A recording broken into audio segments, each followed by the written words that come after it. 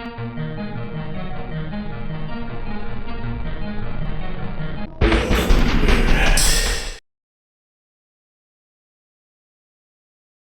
welcome Internet. I am Asterion GM, and I am here after defeating the Soul of Cinder and linking the First Flame.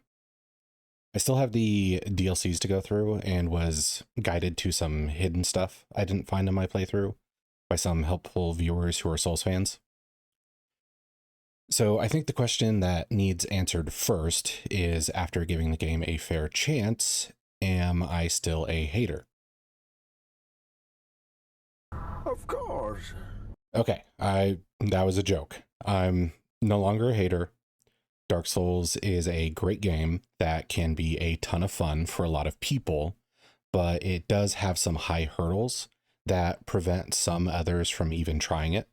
The hurdles I had to get over were some bad first impressions of the game, and friends telling me that I should love the game not only as much as they did, but also for the same reasons that they did, while they ignored my preferences. Listen, you little wiseacre.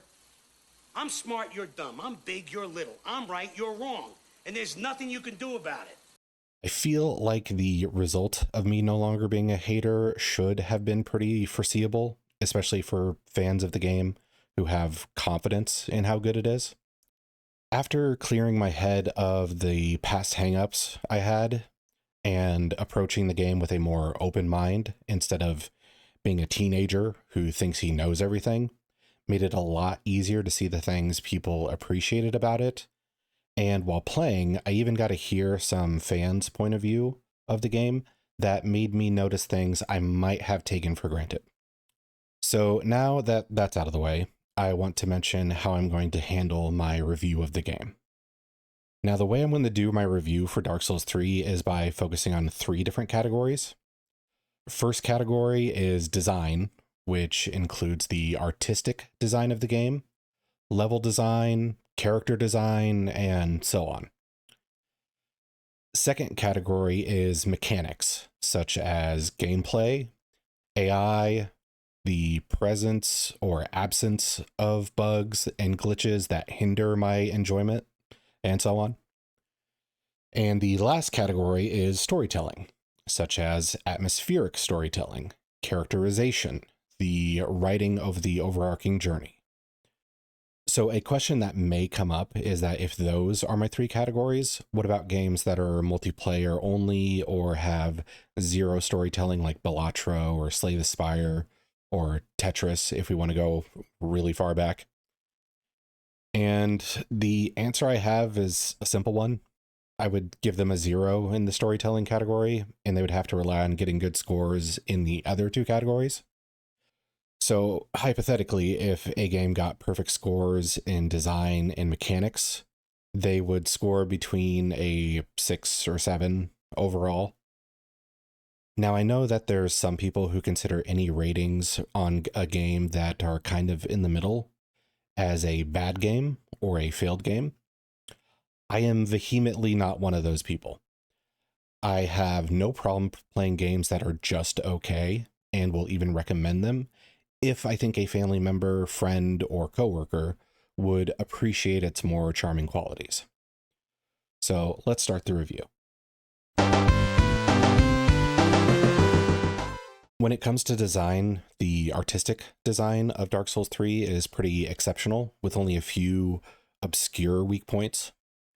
The character creator, for instance, at the beginning had several pre-made faces, and they all kind of looked goofy or ugly.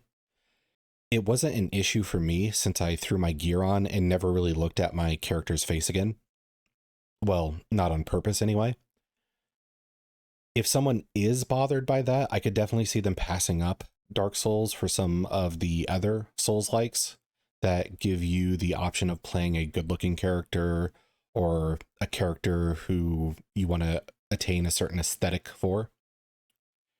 The design of the foes, some of the locations, and even events heavily reminded me of Berserk, which would make a lot of sense since both settings are so bleak and we don't just have monstrous looking enemies or undead enemies, but also these gilded and angelic enemies that also appear very oppressive and intimidating. To see if there was anything to my hunch, I did a search for the game creator, Miyazaki, and Berserk, and pretty easily found out that fans did suspect him of being a Berserk fan. With a little more digging, I found an article talking about Elden Ring where he mentions he enjoys both Berserk and Superman. The level design of the game is also very strong. I was impressed with it as early as Highwall Lothric.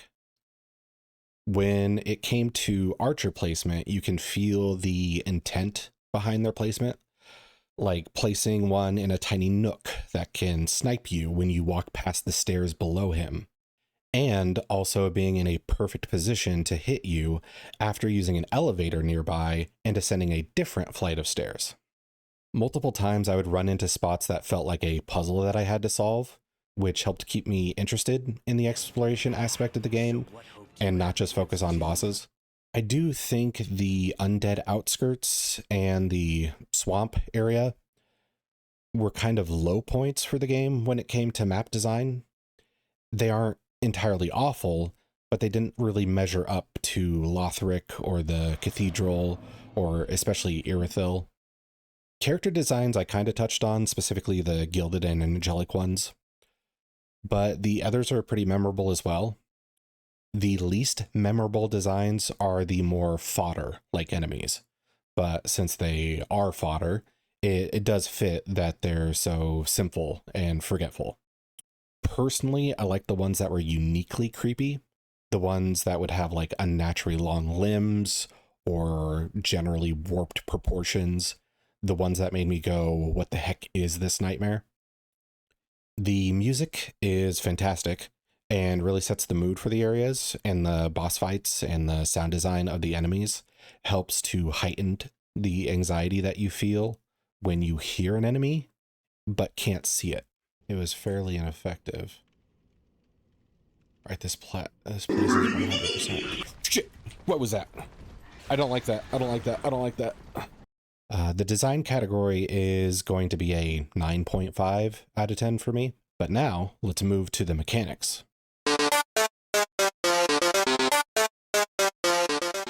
For mechanics, first off, I didn't really run into consistent bugs or glitches of any kind, which I sort of expected. It is an older game, and bugs that may have existed on release should be patched out, but there are some games out there that stop patching their bugs and leave some pretty nasty ones behind.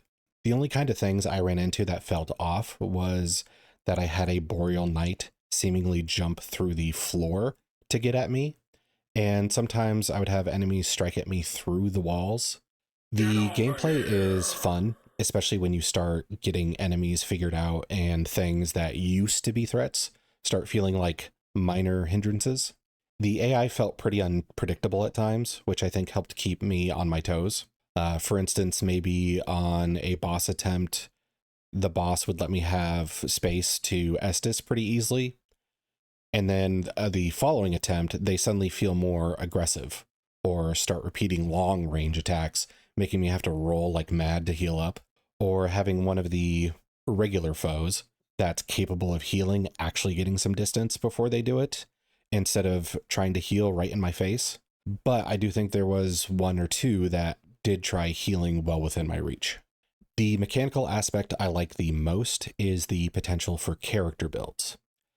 As someone who has devoted a ton of time and energy into being a D&D dungeon master or a game master for other TTRPGs, theory crafting different character ideas is like an addiction you can't really get rid of. While playing, I would read up on the requirements for different items, spells, and weapons, and then it would make me wonder if they were generally good options or if they were something that you had to create a specific build to make shine.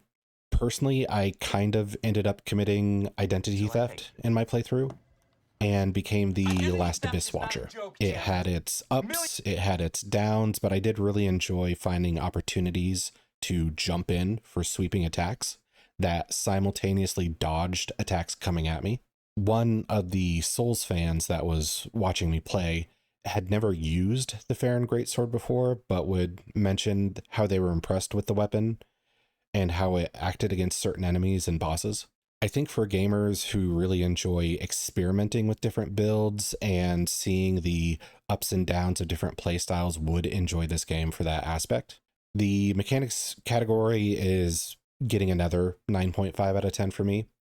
I think this was the category that I was most tempted to just go a full 10 out of 10. But then I had some Souls fans explain to me that not as many of the weapons changed your playstyle as I initially thought, and would tell me something like, oh, that sword is like the rest, but with this minor change. Or that spell just puts some fire damage on a weapon. And I think the other thing that made me go 9.5 instead of 10 out of 10 is I wish the armor was a little bit more than defensive stats and resistances and could open up some more varying playstyle. Now, for the final category, let's go.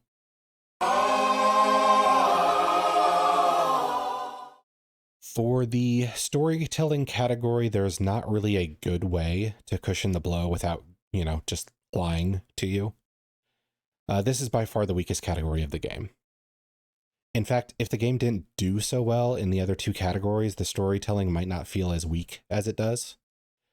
I don't want to use sports as a comparison, but it feels like Dark Souls is an all-star player that has a glaring weakness. Like, maybe he's huge and plays amazing defense, can dunk the basketball, but he can't do free throws or can't do three-pointers. That doesn't suddenly make them a bad player. They still have plenty of value to the team. It's just that the imbalance is easy to notice.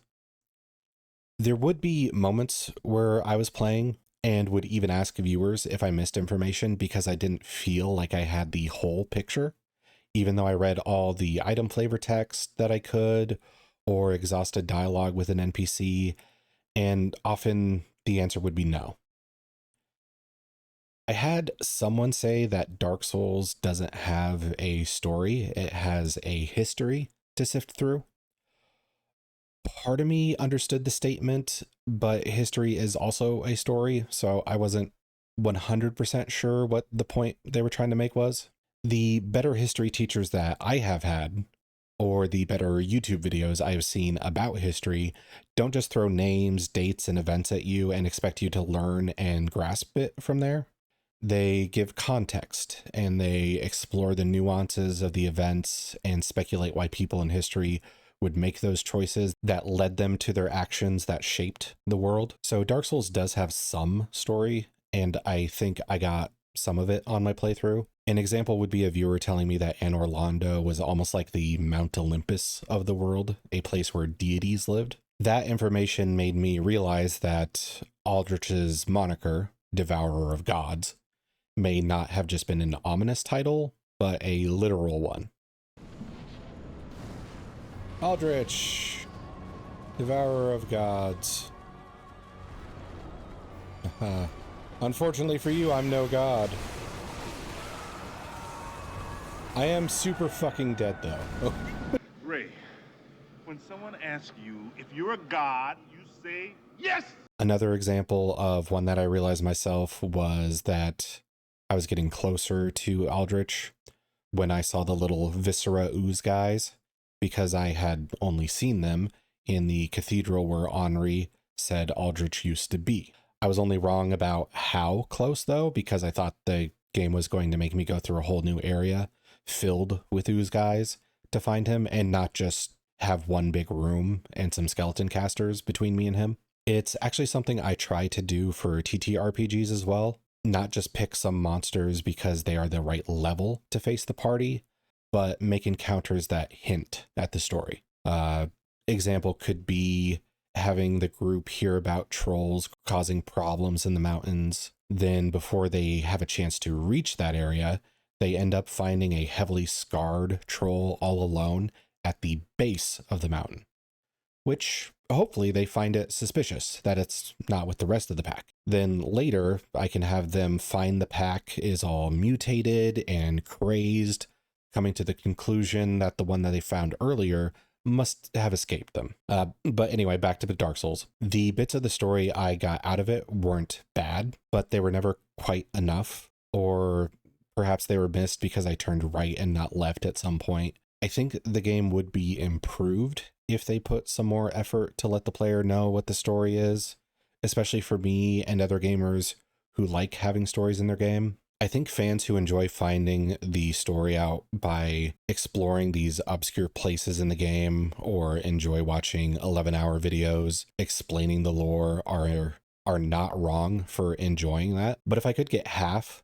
or even a quarter of a boss's story presented to me as a hook to get me excited for the confrontation, I would be more than happy to scour a map or read items to find the rest of the story. One thing I thought about is maybe a good middle ground would be presenting some of the story in a more straightforward fashion, but then hide a bunch of interesting twists and secrets for those who like to find the story.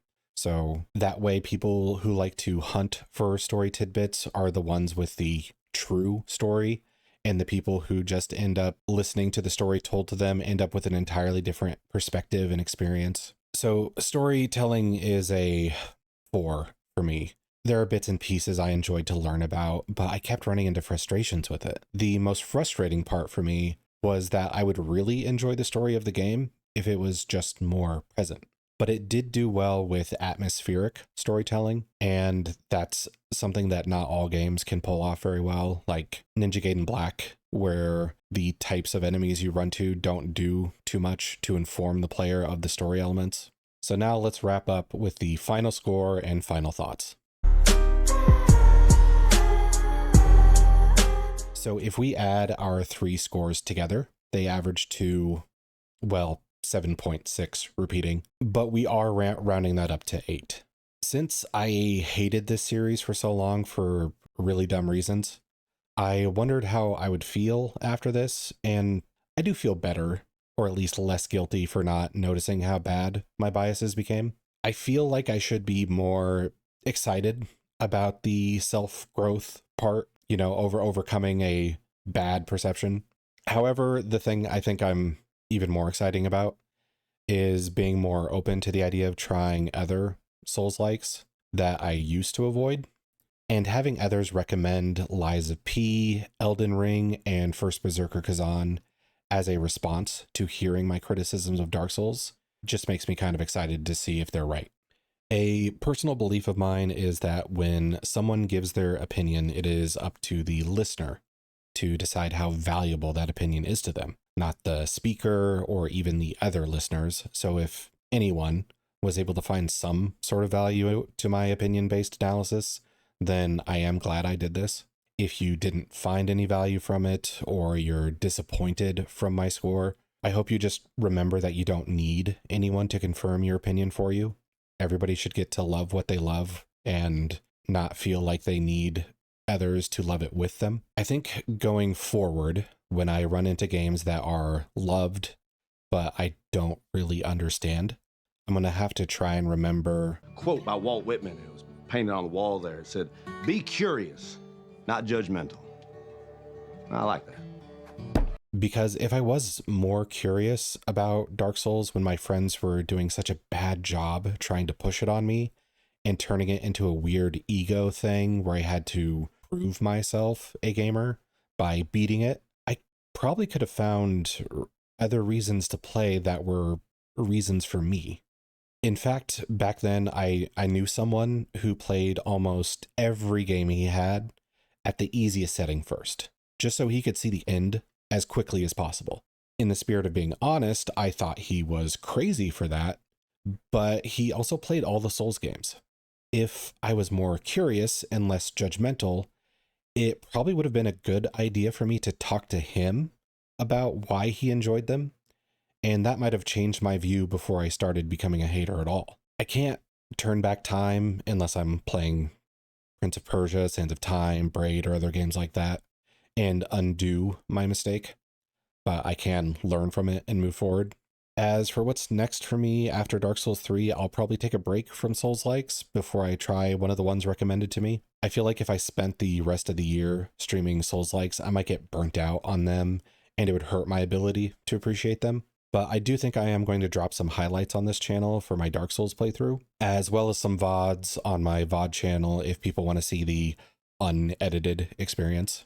But I don't want this video to get too long, so I'm going to cut it off there. There's more things I'd like to talk about and discuss. So we will end it there. And again, like, subscribe, or follow on Twitch if you want more. And no matter the road you're walking, I hope you find your way.